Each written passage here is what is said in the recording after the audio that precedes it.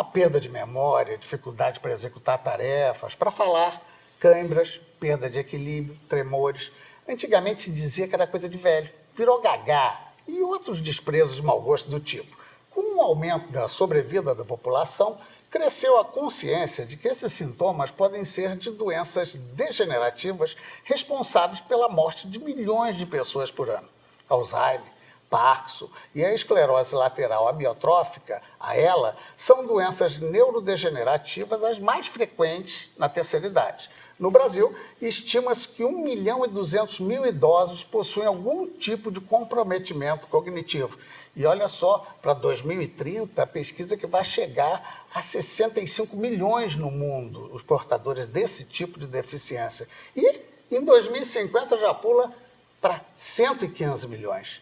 O tratamento é difícil tanto para o paciente quanto para a família e as pessoas ao redor. Os nossos convidados vão nos ajudar a saber mais sobre essas doenças. O médico José Mauro Braz de Lima possui mestrado e doutorado em neurologia pela Universidade Federal do Rio de Janeiro, a UFRJ, e pós-doutorado em neurociência pela Universidade de Paris. Atualmente é coordenador do programa acadêmico sobre doenças do neurônio motor, que é basicamente um sinônimo, né, da esclerose lateral amiotrófica, lá no Instituto de Neurologia Deolando Couto, da UFRJ. Maria Cristina Reis Amendoeira é psicanalista da Sociedade Brasileira de Psicanálise. Ela possui mestrado e doutorado em psiquiatria e saúde mental pela UFRJ. É médica do Instituto de Psiquiatria da UFRJ e estudiosa em doença de Alzheimer. Fisioterapeuta e especialista em doença de Parkinson, Lúcia Maria Gil da Silva é mestre em Psicologia Social e da Saúde e professora do curso de Fisioterapia da Universidade Castelo Branco. É diretora da Associação Parkinson Carioca. Clemente Augusto Alves é diretor tesoureiro da Regional Rio, da Associação Brasileira de Alzheimer. Desde 2005, ele enfrenta a doença de Alzheimer que foi diagnosticada na esposa. Vai poder nos falar sobre os aspectos sociais da doença de Alzheimer.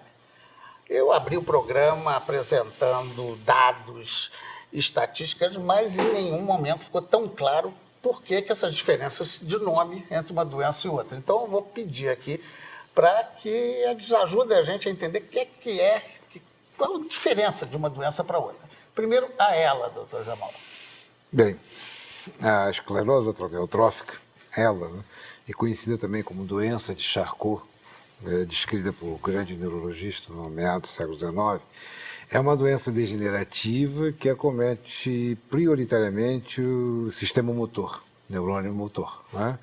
Então ela se manifesta por um processo gradual, lento, progressivo, e que começa com paralisias e atrofia musculares, acometendo todo o neuroeixo. Geralmente começa pelos membros superiores, ou pode começar pela região bulbar, quer dizer, dando disartria e disfagia. Ou seja, a pessoa tem dificuldade de comer. Dificuldade para falar, dificuldade para comer, né? Isso geralmente ocorre numa fase mais final da doença, que tem uma evolução média de 4 a 5 anos, podendo algumas evoluir mais, outras menos. E a falência respiratória ou a falência pela falta de deglutição e levando à caquexia, quer dizer, isso vai então conduzir o paciente a uma fase terminal e morte. Bastante duro. É uma doença, eu diria que é uma das piores doenças, quer dizer, eu tenho quase 40 anos de formado e comecei a trabalhar com essa doença de uma maneira quase que foi prosaica, porque eu encontrei alguns doentes na minha enfermaria na época, em 77, eu estava vindo de um congresso. É uma doença incomum, diria quase rara, mas é incomum. E quando tem 2, 3 casos, é um acontecimento. Isso no Instituto de Neurologia, que é referência em neurologia. Então é uma doença séria, grave, e pouco conhecida pela sua infrequência, e é uma doença... Geralmente fatal. Geralmente é inexoravelmente fatal. Tanto que nós, ao estudar essa doença na fase, assim, final dos anos 70, quer dizer, hoje nós temos aí 35 anos, né? Em 2014. Mas o fato é que essa é uma doença das mais sérias, das mais graves, porque ela não tem hoje nenhuma proposta terapêutica efetiva. Existem muitas medicações que podem amenizar. Depois a gente entra nesse assunto. Tá Vamos tentar diferenciar. Eu ia pedir, então, agora auxílio da doutora Cristina. O que é de diferente entre ela e, no caso, Alzheimer? A doença de Alzheimer, diferentemente da ela, né, é uma doença, bom, também primária, mas uma doença que já, primeiro, está no jogo popular, né, do esquecimento, da perda de memória. Ela tem seu início numa região, o hipocampo, né, numa região cerebral, um núcleozinho muito bem guardado no nosso cérebro, e a partir daí começa-se uma degeneração, tá, neuronal, que é uma destruição de neurônios, diferentemente do envelhecimento normal, 10 vezes mais rápida essa destruição, porque todos nós que estamos envelhecendo perdemos neurônios, né? Neurônios são destruídos. Esquecemos algumas coisinhas. Esquecemos algumas coisas, mas na doença de Alzheimer, esse esquecimento, essa perda de memória, essa destruição neuronal é 10 vezes mais rápida. A atrofia cerebral, que acontece com todos nós no decorrer de toda a nossa vida, é 10 vezes E, mais infelizmente, também sem um retorno. sem um retorno. Tem aumentado muito porque as pessoas estão vivendo mais. Exatamente. E depois dos 65 anos, a sua incidência aumenta muito mais. Certo. Bem, vamos ao Parkinson?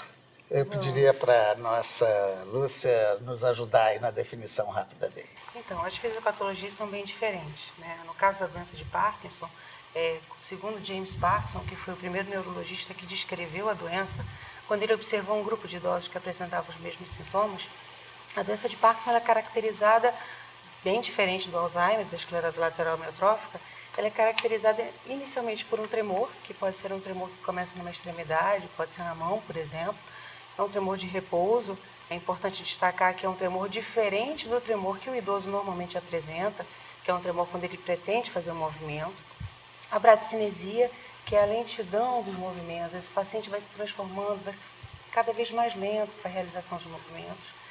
E as alterações posturais e a rigidez, que alguns pacientes relatam que é como se ele estivesse meio preso dentro de uma meia, e aí ele não consegue E se também movimentar. tem a mesma característica de um caminho sem muita volta, apenas amenizável. Sim, a diferença é que a doença de Parkinson ela tem um curso lento, né? Então, esse paciente, ao contrário da ela, ele não vai ao óbito em 2 anos. Muitas vezes o paciente falece de outras causas que não sejam doença de Parkinson. Até porque ele acontece também mais na velhice, né? Exatamente. E a doença de Parkinson ela está ligada à morte de neurônios que produzem uma substância chamada dopamina. Perfeito. Bem, Augusto, dureza a sua vida cuidando da sua esposa certamente há tanto tempo. Que é, então, essa associação que vocês resolveram fazer? É para ajudar quem se encontra numa situação assim semelhante à sua? Não há dúvida. A Associação Brasileira de Alzheimer, que existe em todos os estados do Brasil, e cuja sede a central é em São Paulo, ela tem regionais, como nós temos a regional Rio de Janeiro, cuja sede é em Niterói, né? Nós estamos responsáveis por tudo que ocorre dentro do Rio de Janeiro e nós temos grupos de apoio fazendo com que haja essas pessoas que não têm o conhecimento da doença e compareçam a esses grupos de apoio e tomem conhecimento do que é essa doença.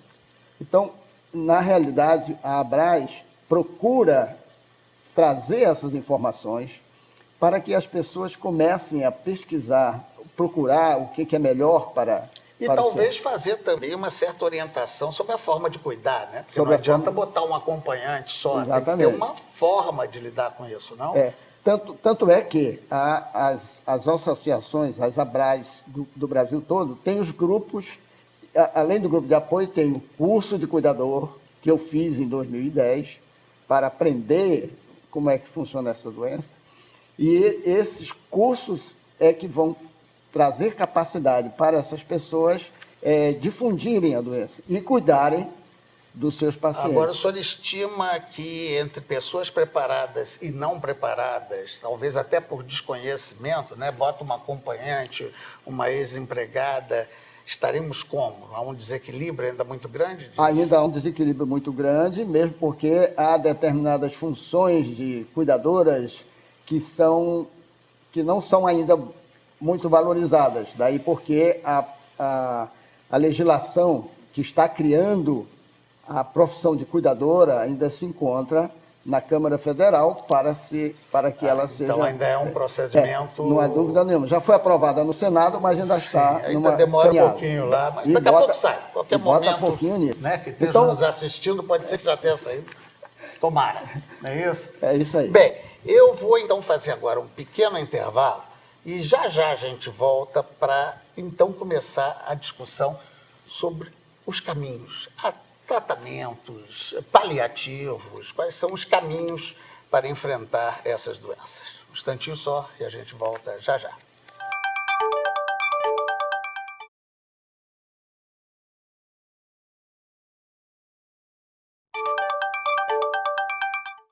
Voltamos para continuar conversando sobre as doenças degenerativas. Nós temos aqui a presença do médico, doutor José Mauro Braz de Lima, que é da Faculdade de Medicina da UFRJ, a doutora Cristina Amendoeira, da Sociedade Brasileira de Psicanálise, e também lá da UFRJ, a presença da Lúcia Gil, que é fisioterapeuta e professora na Universidade Castelo Branco, e o Augusto Alves, que é da Associação Brasileira de Alzheimer, que cuida exatamente dessa parte mais sofrida, mais doída. É com ele que eu vou começar. Augusto, é inevitável lhe perguntar isso, me desculpe, mas como é que você conseguiu forças para da dor fazer algo tão positivo? Aconteceu que em 2004, 2005, com o diagnóstico da minha esposa, nós começamos a investigar esse acontecimento. E é lógico, uma família de 4 filhas, uma médica e etc., foi um pouco menos doloroso, mas elas também não tinham conhecimento do que era a doença, e eu tive que procurar isso, ou seja, vai no médico, vai no outro médico, vai no Instituto de Psiquiatria da Universidade do Brasil, Tereza fica lá, enfim, você vai buscando informações. Quando aconteceu de eu ir a um congresso, um simpósio da Abraz. Ao tomar conhecimento da Abraz, parece que as coisas ficaram muito mais fáceis para mim, né? Esse simpósio me abriu várias janelas para mim, e eu passei a frequentar a Abraz. Resolvi fazer o curso de cuidador para entender ainda melhor o que era aquela doença. Entender, modo de dizer, porque... E, a partir daí, as coisas foram ficando mais leves para mim, porque eu sabia como controlar, eu comecei a aprender a viver a vida dela junto comigo. Ou seja, quando a minha mulher falava com o espelho, eu entrava na história do espelho dela. Quando a minha mulher acordava 2 horas da manhã para dizer que queria ir para a casa dela, eu acordava com minha mulher para ir para a casa dela. Bem, ela ia na janela e voltava para a casa dela. Isso tem, na verdade, além desse aspecto da dureza da doença, a questão básica que eu vou passar para a Cristina é realmente tudo isso que se fala, disse até que é falta de vitamina D, não sei o quê. Existe alguma lógica entre uma vida saudável, a incidência ou não de doença, ou ela é pura predeterminação genética?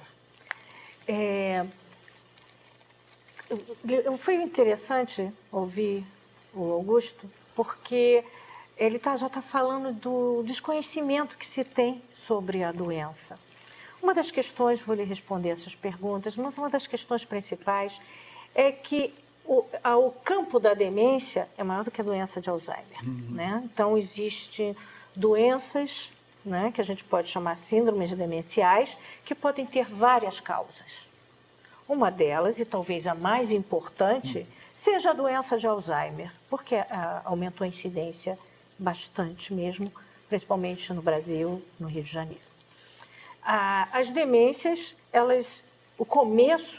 o início da doença tem suas causas, tem sua etiologia, o que as torna diferentes, né? Tem a demência vascular, por exemplo, que vem por uma situação Falta de irrigação. de doença, exato, doença dos vasos mesmo sanguíneos, né? Que pode ter uma causa secundária a um diabetes, a uma hipertensão, a um aumento do colesterol, dentre outras doenças que podem estar causando isso na sua progressão e na sua falta de cuidado, de tratamento. Para essas demências, a gente vai primeiro tratar a causa primária. E vamos também lidar com os problemas que advêm aí e da progressão dela. Vamos lá ao Alzheimer. A doença de Alzheimer é uma doença primária. Ela não é secundária a nenhum tipo outro de doença. Existem as teorias que trazem as causas genéticas, pode estar lá, tá? Tem fatores de risco, né, que são os traumas que a gente vão ocorrendo na vida, os estresses, que podem ser estresses físicos, estresses da doenças orgânicas, tá? E tudo isso vai causar algumas alterações e que está lá, porque o diagnóstico da doença de Alzheimer só é feito a partir do exame mesmo pós-mortem, né, das células. Sim, mas e lá vai existem estar formas... uma alteração específica, tá? De proteínas que alteram e como que dão uma mensagem diferente para os nossos neurônios que começam a se desenvolverem de uma maneira, a se tornarem um enovelado, que a gente chama os ninhos, né? De neurofibrilas, e começam a ter umas deformações, uma destruição total. Pesquisas têm sido feitas, pesquisas vêm avançando, né? Vacinas, etc. Isso adiante, o tratamento avançou bastante nos últimos anos, desde o diagnóstico da esposa. As realidades, ou seja, os esquecimentos podem ser segurados que não curam, ainda não desfazem esses enovelados e nem evitam a doença, mas que interferem no curso. A doença que tinha uma evolução de poucos anos, hoje a gente acompanha pacientes com 12, 15 anos de doença e com uma qualidade de vida bastante boa ainda. Menos sofrida, no caso. Os últimos estágios vão ser Vamos bastante... entrar na questão do tratamento. Eu vou pedir para a Lúcia nos ajudar quanto à consciência do doente e a possibilidade do tratamento, já que são coisas musculares, como você disse, que afetam a doença de Parkinson. É possível esse prolongamento de qualidade de vida ou mesmo uma retroação dos sintomas, não? Olha só, André, eu costumo dizer o seguinte, existe um ponto importante a associação do medicamento prescrito pelo neurologista, ele é o especialista nessa área, e a atuação da fisioterapia. Os dois precisam caminhar juntos, né? É claro que existem outros profissionais da equipe, fono, o enfermeiro, mas os dois precisam caminhar juntos para que o paciente tenha uma melhor qualidade de vida. A doença de Parkinson é como se ela fosse aquela brincadeira da escada rolante, sabe? Você está ali brincando, tentando se manter na escada rolante, mas em determinado momento ela te leva. E a doença de Parkinson é assim. O que a fisioterapia faz?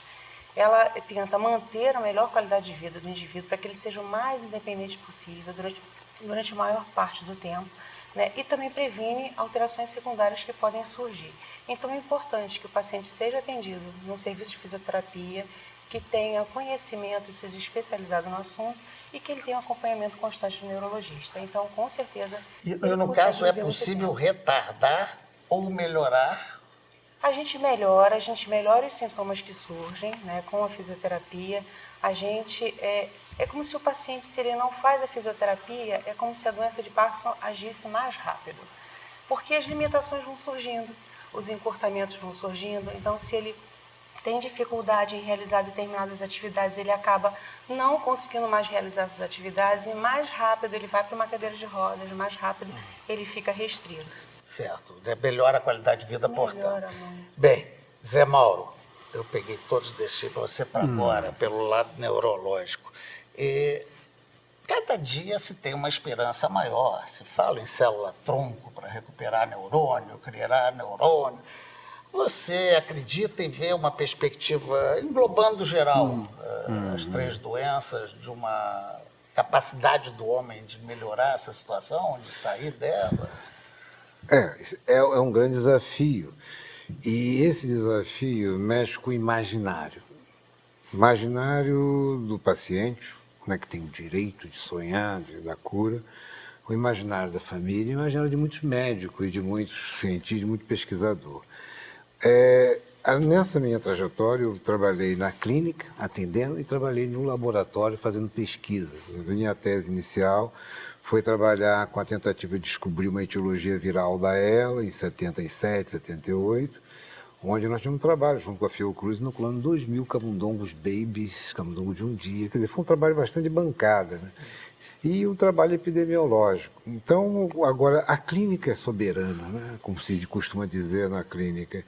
Então, essa vivência na área da neurologia, no Instituto de Neurologia, que foi, nos anos 70, uma referência em neurologia, felizmente hoje caiu muita coisa, né, na saúde, mas aí, respondendo à questão, há uma expectativa. E, naturalmente, o ser humano gosta de sonhar com as coisas que nos movimentam. Mas em relação à doença de Alzheimer, a doença de Parkinson, a esclerose amiotrófica, a doença, por exemplo, Machado-Joseph, algumas doenças degenerativas, elas ainda estão muito, eu acho, hoje, baseado nas evidências, nos estudos, um pouco distante de termos, a não ser que aconteça alguma coisa excepcional, de surgir algum medicamento, algum procedimento que mude. Por exemplo, uma grande esperança é a célula-tronco. Mas quando a gente pensa bem, baseado em dados científicos e fazendo essa crítica da expectativa do inconsciente coletivo, da vontade de cuidar, que a gente compreende, mas muitas vezes há outros interesses também por trás, interesses, por exemplo, certas hegemonias de querer descobrir, e isso tem uma coisa de poder, medicamento, indústria de remédio. A indústria de remédio já disse que inventou alguma coisa?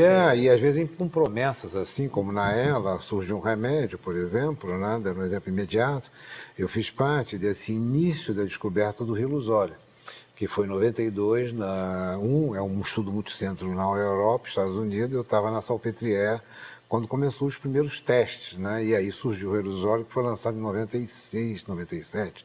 O Brasil chegou em 98. Com uma grande esperança. Numa doença como a ELA, essa grande esperança era uma perspectiva de prolongar 4 a 6 meses a doença. Prolongar a doença, aí eu fazia uma pergunta muito cruel.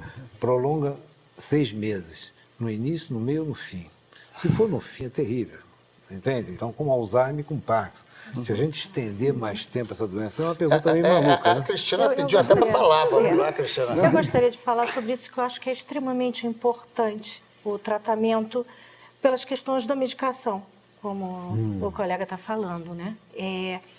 Não há como destacar o tratamento medicamentoso nas demências em geral, porque a partir de um determinado estágio da evolução de uma demência, ela começa, por exemplo, a doença de Alzheimer com muita perda de memória, né? A questão principal são os esquecimentos, né? Perda de memória. Pode começar com alterações da linguagem também, a gente começa a esquecer palavras, né? Começa a ter uma dificuldade maior, se orientar nos lugares e tudo.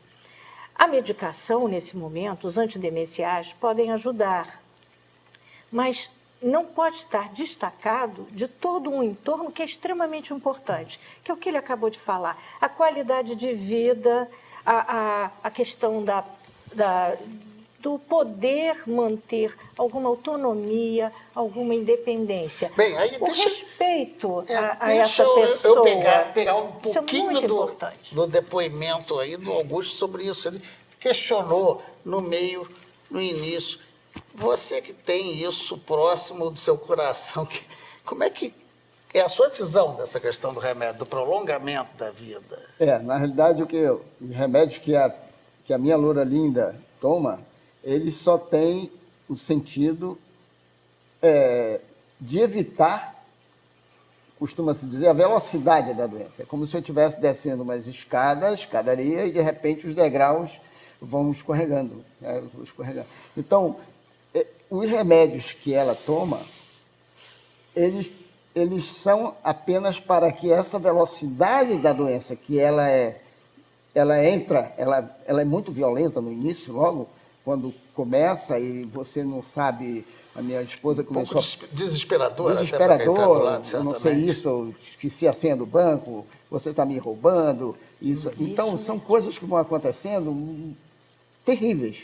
Então, esse remédio, a finalidade dele, e num determinado momento os médicos até dizem para suspendê-lo, ele já não tem mais sentido, né? Fica só com um outro tipo de remédio, eu não vou falar o nome deles, mas a finalidade que existe, pelo menos que eu saiba, como a pessoa que compra o remédio passado pelo neurologista, é essa.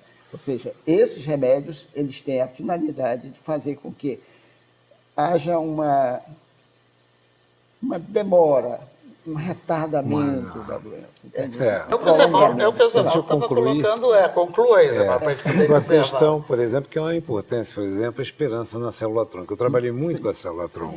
Lá na universidade, existe pesquisa com ela e com outras doenças degenerativas.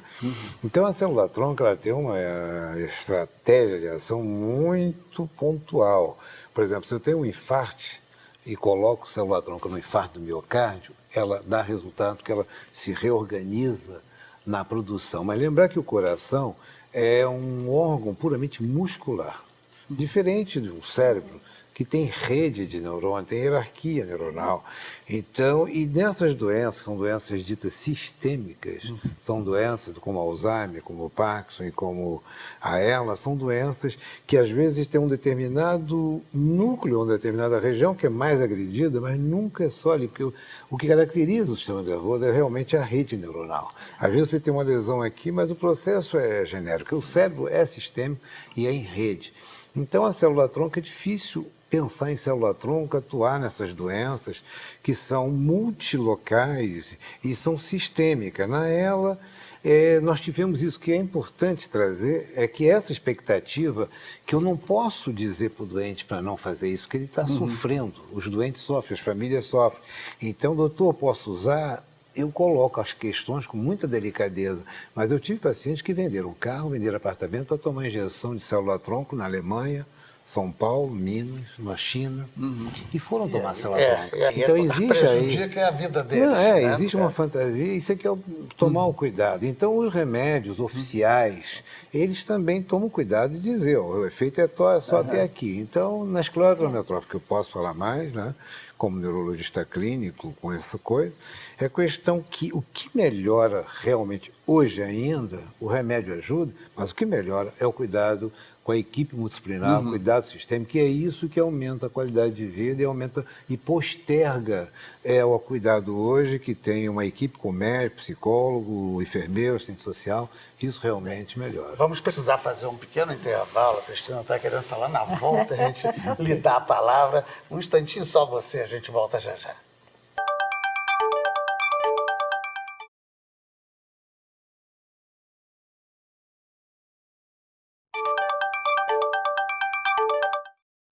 Voltamos ao nosso debate. De Tome Ciência hoje está falando de doenças degenerativas e temos a ajuda com a presença, Paulo, já começo logo agradecendo, para não deixar por fim, do Dr. Zé Mauro Braz de Lima, que é da Faculdade de Medicina da UFRJ, especialista no trabalho no estudo com ela, a Cristina Amendoeira, da Sociedade Brasileira de Psicanálise e também do Instituto lá da UFRJ, de Psiquiatria, a Lúcia Gil, que é fisioterapeuta e professora da Universidade de Castelo Branco e da Associação Parkinson Carioca, que você depois podia dar uma faladinha nisso para a gente.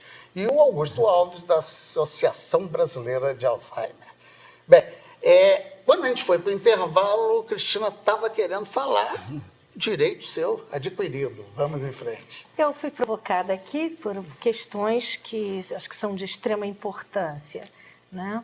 José Mauro trouxe questões relacionadas ao uso dos medicamentos nessas doenças degenerativas, e a gente sabe que a doença de Alzheimer está aí na mídia, todo mundo chega aos nossos consultórios, né, chegam nos serviços, no Instituto de Psiquiatria tem um centro para tratamento de problemas dos idosos, né, na saúde mental, que trata a doença de Alzheimer. Todos chegam dizendo, estou com Alzheimer. Já traz o diagnóstico. Então, já vai com o diagnóstico. E uma das questões mais importantes, então, aí temos duas situações. Uma é, que diagnóstico é esse, né? O diagnóstico inicial é muito importante. É importante a gente deixar claro aqui que o envelhecimento já traz algumas perdas cognitivas, alguns déficits. Eu esqueço, eu acho que a maioria vai chegar nessa idade, acaba esquecendo algumas coisas. E que bom que a gente esquece. Que se nós lembrássemos de tudo que aconteceu na nossa vida, nós não conseguiríamos levantar pela manhã e seguir o curso de um dia inteiro, né? A gente sabe disso. Esquecimentos, pequenos esquecimentos, dificuldades de atenção, às vezes estão relacionados à ansiedade, à depressão, tá? A situações que a pessoa está vivenciando naquele momento de sua vida. O diagnóstico diferencial é extremamente importante. É difícil. Eu perguntaria, inclusive, aqueles exemplos que a senhora deu a respeito da questão da irrigação afetar os neurônios. Tudo bem, pode ter algum método de tomografia, alguma coisa, mas o que é que vai determinar Alzheimer? Na doença de Alzheimer, não. Na doença de Alzheimer, o diagnóstico é feito a posteriori, geralmente, com a evolução, acompanhando a evolução. Existem testes neuropsicológicos. A esposa do Augusto deve ter realizado todos esses exames e se vai afastando outras causas. Ou vai se cuidando das causas que estão provocando aquela situação e aí vai se deixando a doença de Alzheimer para o lado. Não tem outras causas, então... E a progressão da doença, ele é uma testemunha disso, e a progressão da doença vai nos dando essa certeza, eu não vou dizer, não posso assinar embaixo, mas essa possibilidade, essa probabilidade. E aí o tratamento vira questão, como a gente disse, meio paliativo mesmo. Não é só paliativo, vida, não, né? porque em cima do que o doutor José Mauro falou, que é extremamente importante, o tratamento, ele não se restringe a uma medicação. Então, o tratamento na doença de Alzheimer e nas outras demências não se restringe apenas ao uso de medicamentos antidemenciais. É todo um entorno. É o atendimento à família, as situações educacionais, como a associação promove, de conhecimento do que é isso, cuidadores, né? Informação a essas pessoas, como estimular, como manter as luzes acesas, as luzes que naquele cérebro ainda permanecem, como mantê-las acesas por mais tempo. Porque tem logo a teoria enorme. Não, faz palavra cruzada, estimula a memória. Palavra cruzada é bom para todo mundo. É geral. A tal da ginástica cerebral, né? E lembrou muito bem, na doença de Parkinson, a importância da fisioterapia é também muito importante na evolução da doença de Alzheimer. Pesquisas hoje mostram como o exercício físico melhora o nosso funcionamento mental.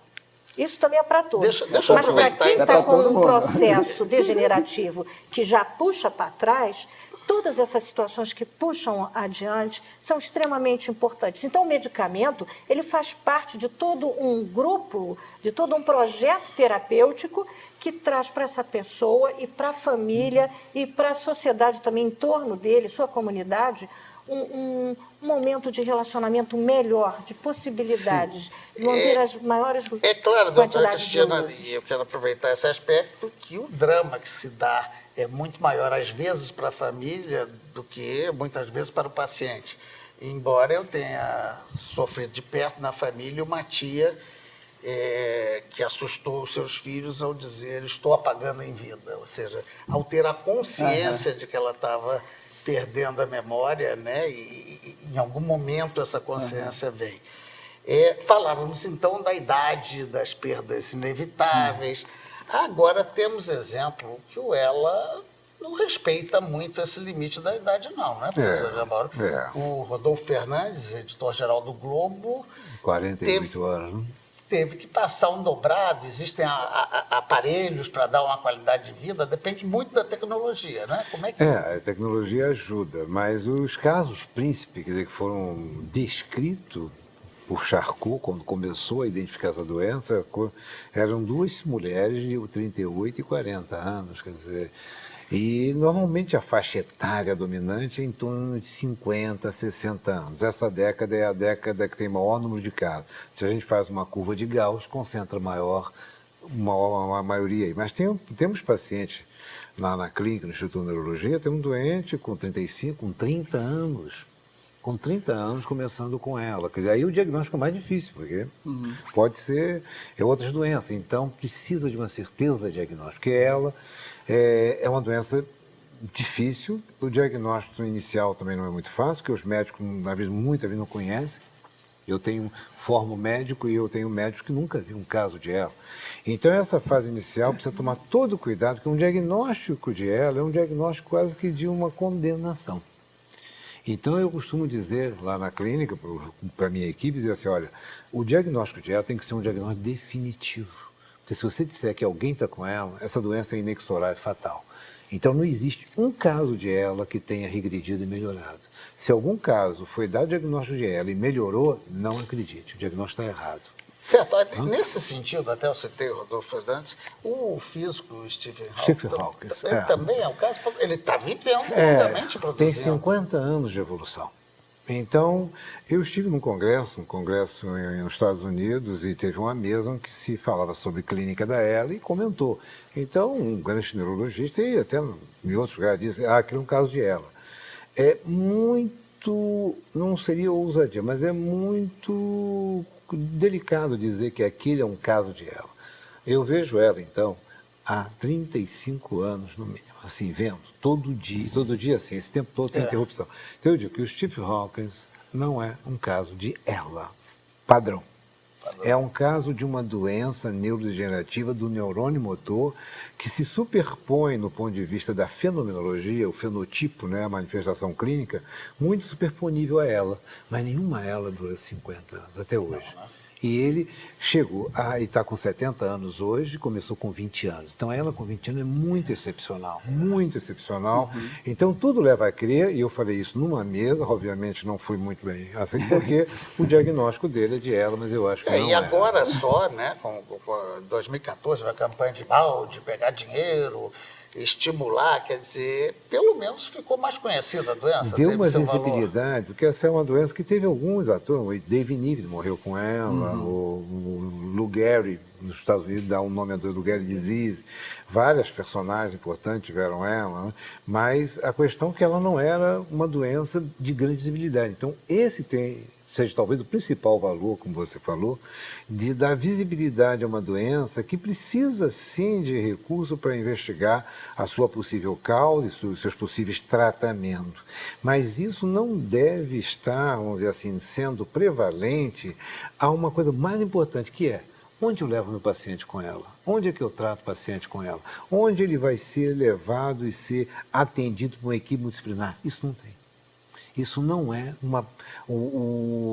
não é considerado que esse volume de dinheiro que vá para a pesquisa, né, tenha que diminuir ou minimizar o principal, que é o atendimento, como a gente falou, é o cuidado com Você ela. levantou uma questão aí que eu acho que merece uma rodada. O sistema de saúde exatamente, merece uma rodada. No Parkinson, Lúcia, existe essa possibilidade de um tratamento multidisciplinar para quem não tem dinheiro, no SUS? Como é que a coisa...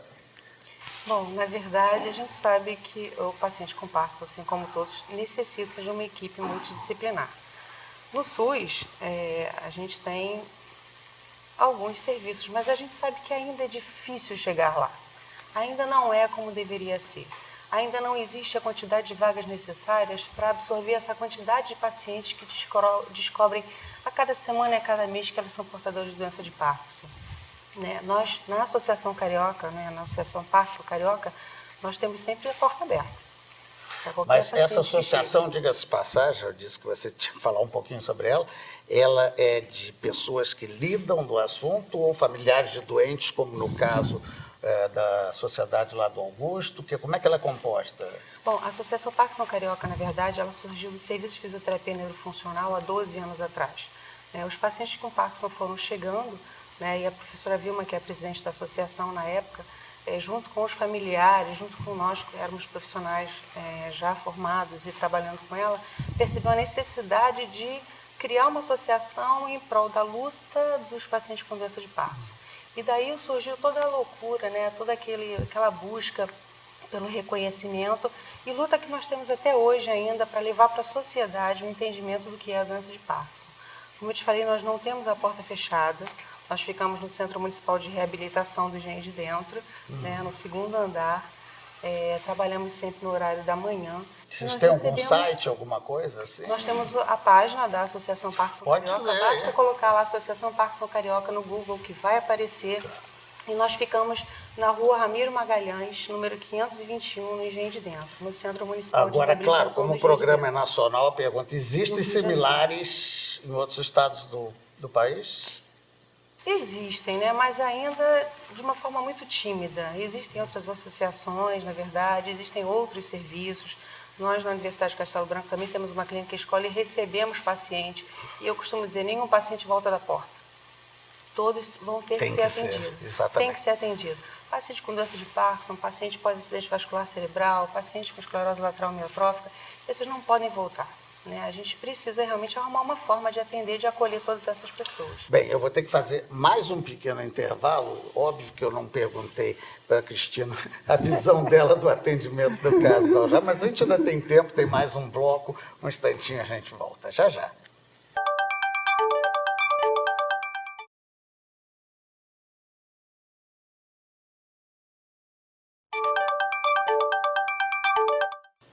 Voltamos ao nosso Tome Ciência. Hoje estamos discutindo as doenças neurodegenerativas com a presença de José Mauro Braz de Lima, professor da Faculdade de Medicina da UFRJ, da doutora também Cristina Amendoeira, da Sociedade, nossa, eu estou engasgando, Brasileira de Psicanálise. Psicanálise do Rio.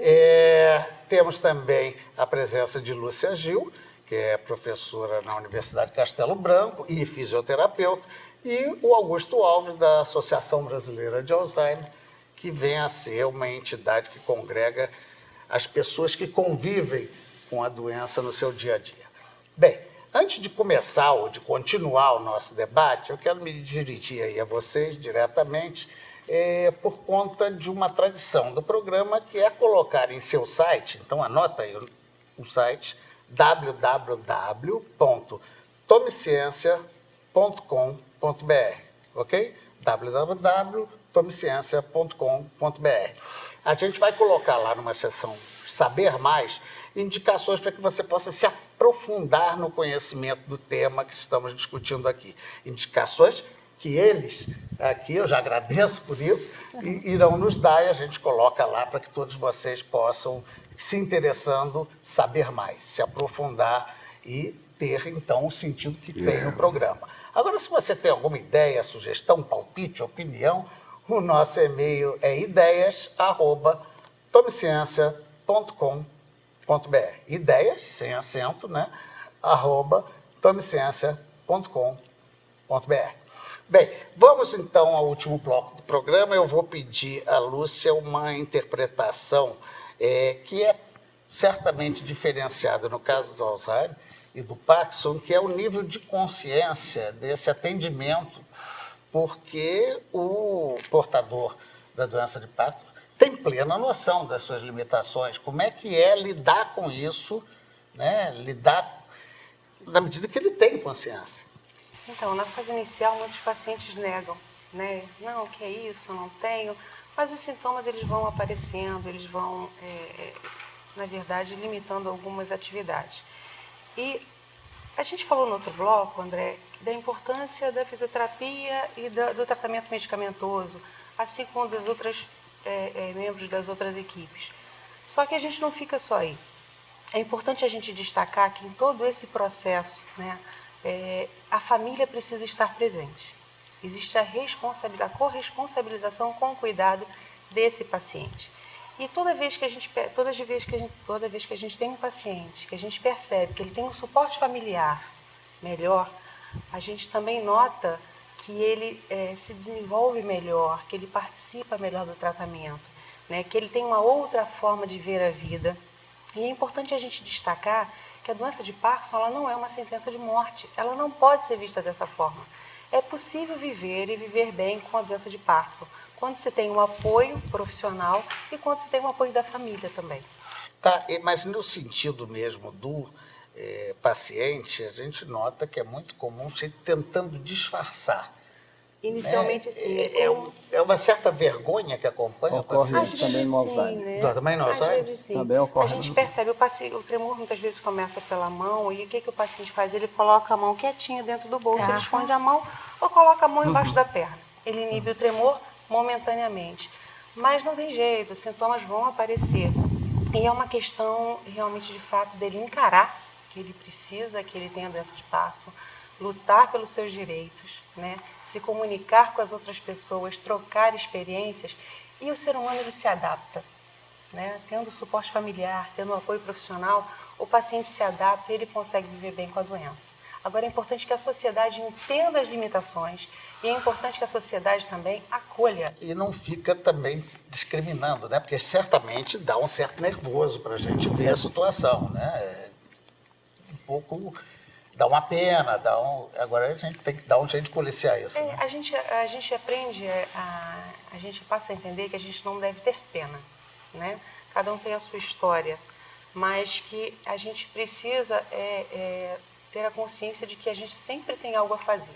É o que eu falo para os meus alunos: abrace uma causa.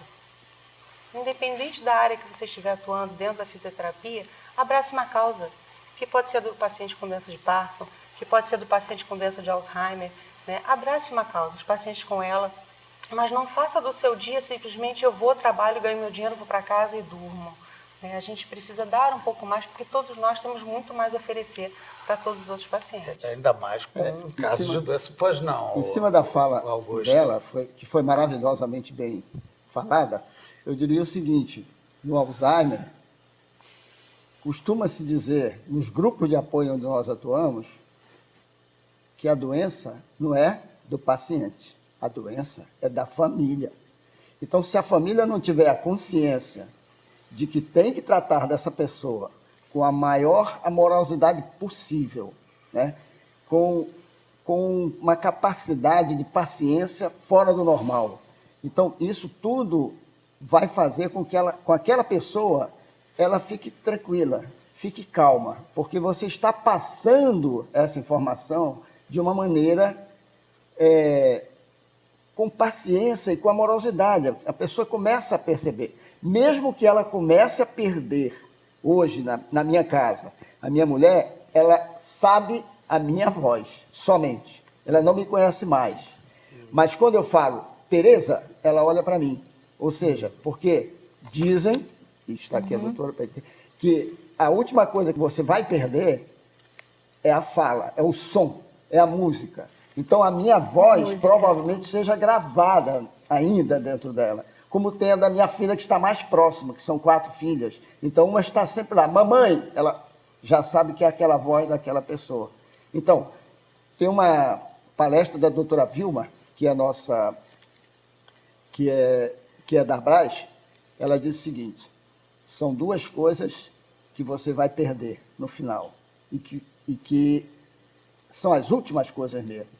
É o som e a emoção. A emoção, ela costuma dizer, vai junto com o caixão. O que ela quer dizer com isso? Ela quer dizer que muitas vezes há aquelas brigas dentro da família: eu não vou cuidar do meu pai, eu não quero mais saber do meu pai. Ou seja, e a pessoa está ouvindo aquilo e está percebendo, em determinados momentos da doença, que aquilo ali é com ele.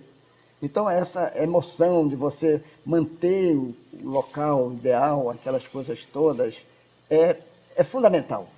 É fundamental. E no caso da duela, com consciência total, não é isso? É. É. O Exatamente. doente tem a consciência total. Tem, doutor Jamal. mas se mantém lúcido, né? Ele vai se manter lúcido até o Aí é- fim. Então tem que tomar aí todo o aí é cuidado. que- E ele mantém-se lúcido sem poder falar, Exato.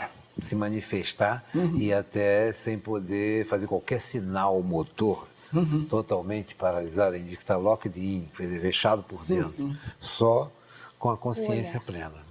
É uma É muito dureza. difícil. E há que se tomar cuidado quem está em torno, né? Pois não, Gostaria de pois não, falar, você- a aceitação dos limites, né, e quais são as possibilidades a partir de determinado momento de nossas vidas, isso pode acontecer com qualquer um a qualquer momento, mas nessas doenças degenerativas é extremamente importante isso ser abordado, isso ser trabalhado. E eu quero falar aqui, então, da importância, principalmente, e eu estou falando da doença de Alzheimer, né, uma suspeita, quando se chega a um serviço, a importância desse diagnóstico, a importância de como se lida com essa família e com esse idoso, geralmente, ou paciente, que chega com essa dúvida, eu tenho ou não tenho Alzheimer? Para ele já está com o sentimento de estar perdendo a si mesmo. Os aspectos subjetivos, o início da doença, traz muita ansiedade, muitas vezes depressão. Um professor que não consegue mais dar a mesma aula, alguém que não consegue mais realizar o mesmo trabalho. Uma das questões importantes é essa, né? Depois de 2, 3 anos que já vem surgindo alguns esquecimentos, é depois disso que procura o serviço, começa a se perceber que tinha algum problema. E nessa primeira fase, se procurar logo, é possível um avanço menor? Essa ajuda no início é bastante importante para a evolução da doença, não só não vai interromper o processo, mas pode melhorar muito a qualidade de vida dessa pessoa, mas apoiá-la nos aspectos psicológicos de como cada um vive esses momentos de falhas, de dificuldades, né? Mas também ajudando a família e ao entorno também, as pessoas, inclusive na formação de cuidadores, na formação de pessoas especializadas.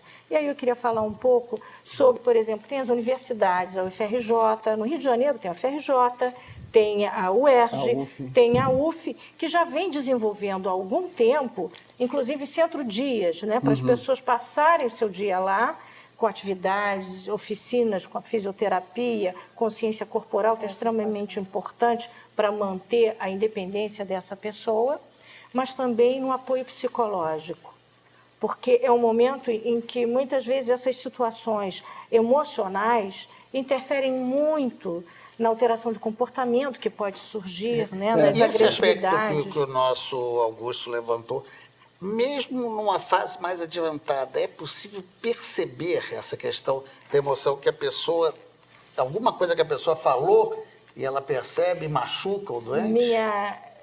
No meu estudo de mestrado, eu entrevistei um grupo considerável de idosos com déficit cognitivo, uma demência leve, eu não falei aqui dos níveis, mas leve, moderada e grave. A gente já compreende que vai se agravando e vai, como o doutor falou, né, vai atingindo todo o nosso sistema, né, como uma rede. Mas, nesse momento, né, as emoções são extremamente importantes. E nesse meu trabalho, muitos familiares falavam de momentos de melhora. Eu disse, mas minha mãe, meu marido, minha esposa melhorou demais. Existem janelas por afetos que fazem com que outras áreas cerebrais que estão preservadas e que também têm um outro tipo de memória, e nisso tem trabalhos belíssimos sobre a música, uma vizinha que usa estimulando música. áreas cerebrais. Tanto é né? que tem a musicoterapia. A musicoterapia, que é usada. trazendo as músicas do tempo dessa pessoa, tudo isso traz um sentimento que não vai ser colocado em termos de pensamento, porque talvez já não seja possível mais elaborar um pensamento inteiro, mas pode vivenciar a emoção, seu Augusto, emoção. o sentimento de ser ele mesmo. Isso é extremamente importante em qualquer dessas patologias tão graves, tão graves. Eu só queria complementar o que ela falou estamos chegando já ao final. nos grupos, né, na formação do cuidador, que o nosso curso de cuidador é junto com a universidade, nós temos junto com a Universidade Federal Fluminense. E quando nós fazemos o simpósio, que todos os anos é feito na UERJ, é junto com a UERJ e a Universidade Federal Fluminense. Ou seja, vocês atuam sempre com uma boa assessoria para que possa ter efetividade do trabalho.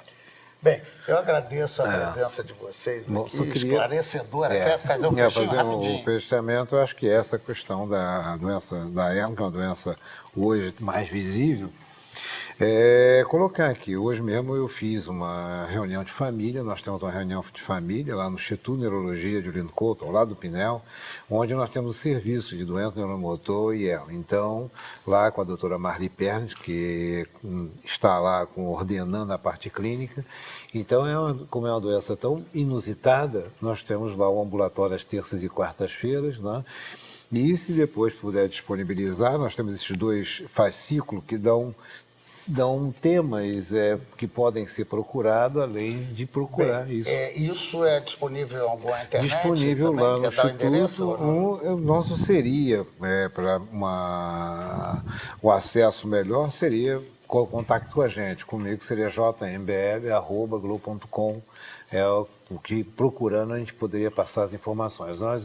O que é mais importante é que nós temos um lugar para ser disponibilizado para as pessoas que têm essa problemática com ela e a família, para ser atendido lá no hospital da Universidade Federal do Rio de Janeiro, Instituto de Neurologia. Okay? Obrigado. Muito obrigado, agradeço mais uma vez. Eu queria terminar esse programa aqui com uma coisa que me parece bem simbólica. Um companheiro seu, Maurício Schiller Reis, falecido, e me deu uma vez um exemplo. Pô, tô passando por essa dificuldade, ele disse, pô, você olha lá aquele manco, com a perna curta, andando assim, se você tentar, vai ver que é muito difícil.